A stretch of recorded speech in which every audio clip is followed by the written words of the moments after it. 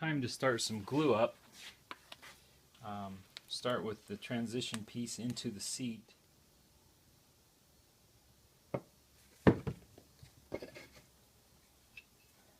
Okay.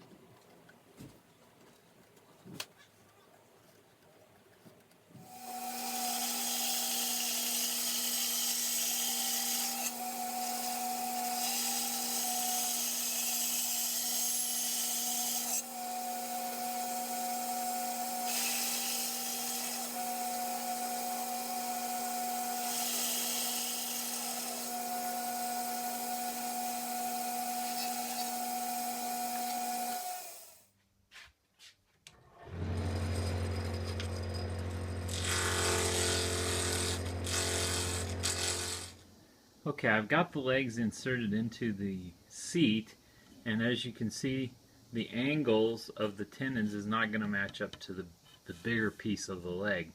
So it's very simple. You just need to scribe, set your scribe approximately like that, trace around the perimeter of the leg, and then we'll cut it out with a dovetail saw or a hand saw and chisels to get it to seat more like this leg here. I've trimmed this one already, and it's up against there pretty good. There's a little gap, but we'll get that through adjusting as we go. And so that's what I'm doing right now. I've already marked these legs, and I'll trim them to the proper profile.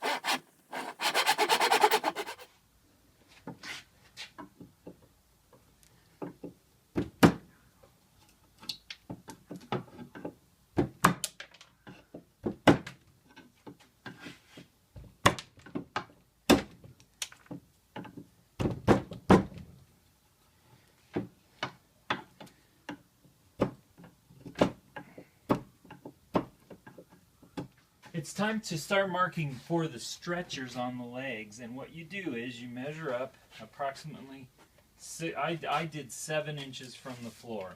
So you measure up 7 inches on both legs, then you put a straight piece of wood, in this case a yardstick will work fine, across each one and clamp it down. Then you mark that angle here. You take a bevel gauge and get your angle from the bottom of the leg, and then you transpose that along this line here. At that point you need to mark the back leg. So I put a little mark roughly the same distance, 7 inches up, and then you put this stick on that and mark the angle on the back leg.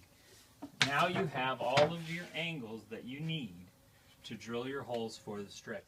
Once again, we drill with the drill press with the table tilted at the appropriate angle for the stretchers.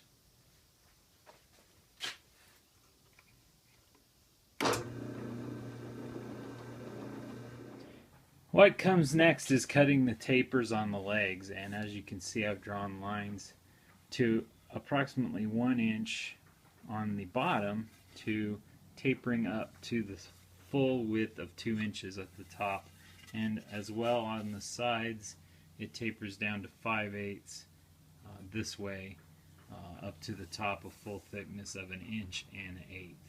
So we'll do that on the bandsaw. I have gotten the legs cleaned up quite a bit with just a little low block plane and some sanding on the belt sander. Now I need to try and make these into an oval shape. What I'm going to start with is this bit here, a chamfer bit, and we're going to take off the edges a little bit, and then we'll continue with you could use a spoke shave. I do not have one of those, which I think would be a great tool for this. But I'm going to use the sanders and the block plane if necessary to shape this oval shape.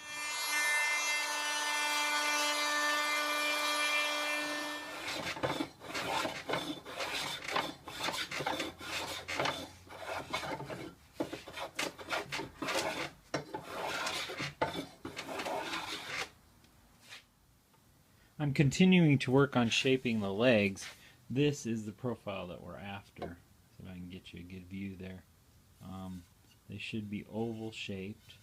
And what I'm starting out with, of course, is square shaped. I had done some sanding and stuff. That's just not going to be enough. So what I've done is use the chamfer bit some more to sink this down. Take off the corner and then use a low angle block plane and sanding to make it into an oval shape.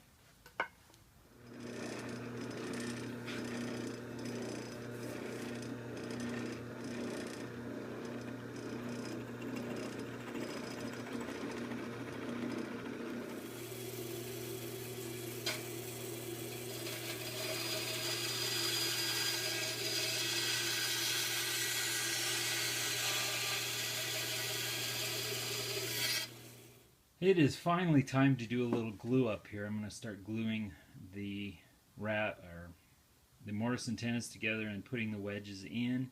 And I have the wedges in the base here just temporarily dry fit to hold this in place. I think I'll put the top in, and then once I get that in, I will put the bottom in after.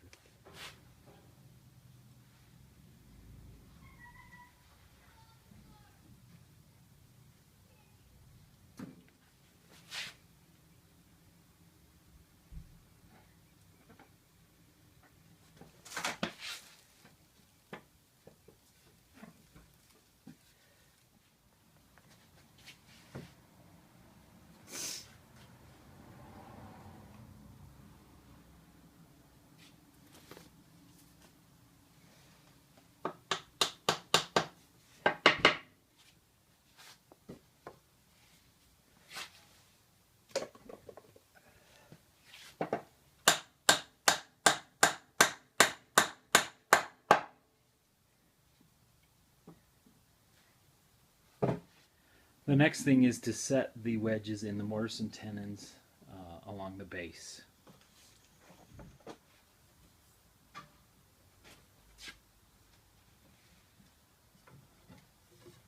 Hello.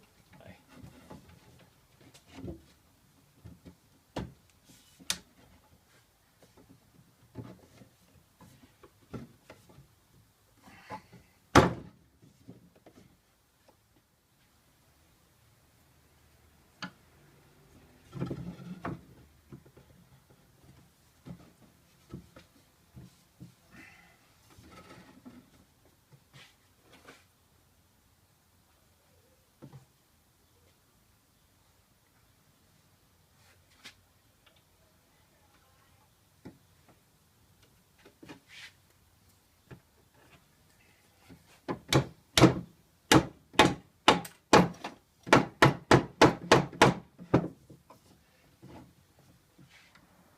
One of my favorite finishes to use on walnut is just a simple Danish oil, natural finish, and that's what I'm going to use on this project as well.